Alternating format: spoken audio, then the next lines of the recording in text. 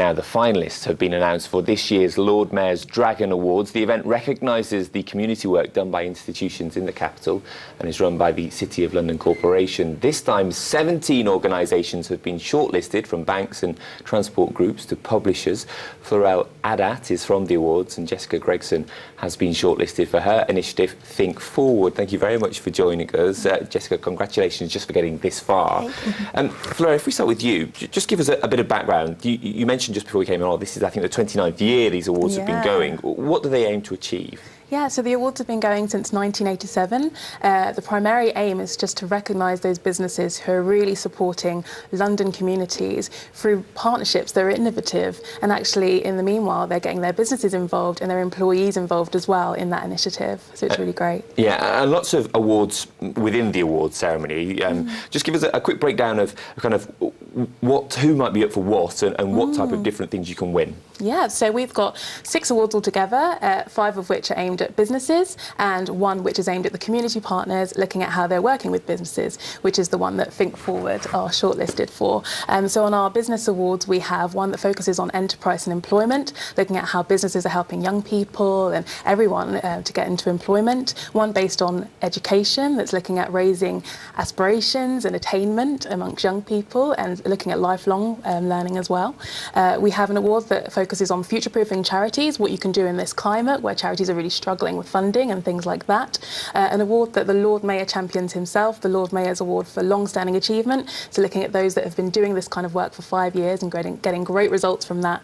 And also an award called the Heart of the City Award for Best New Community Programme, looking at just that, those that are new to the area. OK, well, Jessica, let's just find out more about Think Forward then. It's been recognised already, it's been shortlisted, which is an achievement in itself. What goes on there? Yep, so Think Forward is a charity, and we intervene early to prevent young people from becoming NEET, which is when you're not in education, employment or training. And we do this by pairing the young people with a highly skilled coach who then can provide long-term support over 5 years and really personalise it to help those young people overcome any challenges within school and also their home life as well. OK. What was the process to try and get to this stage? Did you have to kind of flag yourself up, or were you kind of picked out just for the work that you were doing? No, definitely. I think it's a great opportunity for us to promote ourselves, and in particular, one partnership between ICG and Tower Hamlets Pupil Referral Unit. So that's the specific business we're looking at, and the young people which the staff at ICG have made a huge impact for, as well as us as a charity as well. Yeah, tough competition though in your award. It's I think there are 3 or 4 different organisations involved. Is winning important, or just to be recognised at this stage? Is that what counts? Well, winning would be nice. I think for us it's a fantastic opportunity to really showcase that partnership with ICG and the young people at Tower Hamlets Pro, and to really kind of promote the work that's gone on with employees at ICG who have been involved in mentoring these young people.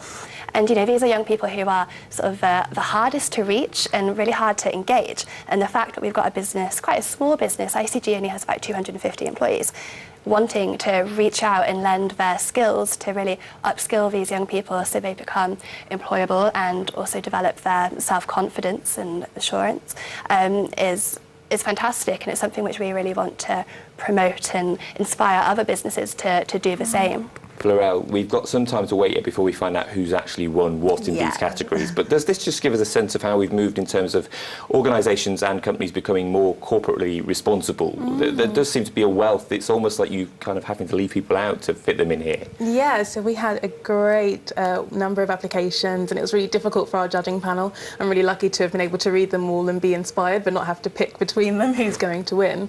But we're really seeing how businesses are stepping in where charities are struggling to find their funding, and we're seeing charities moving to a place where they're recognising that businesses have so much to offer them, not just in funding but in skills and in expertise and in knowledge sharing. And we're seeing how these partnerships can be starting, like the Think Forward partnership with ICG, from something small, something one-off, and growing to a place where the company's really been involved and embedded in the organisation going forward. So we're really seeing that happening. Florelle and Jessica, good luck. We wish you well. We find out in September, I think, who wins what. We'll keep across that. Come back to us if you're successful. Fingers crossed. There we go. Details there of this year's Dragon Awards, which will be announced later this year.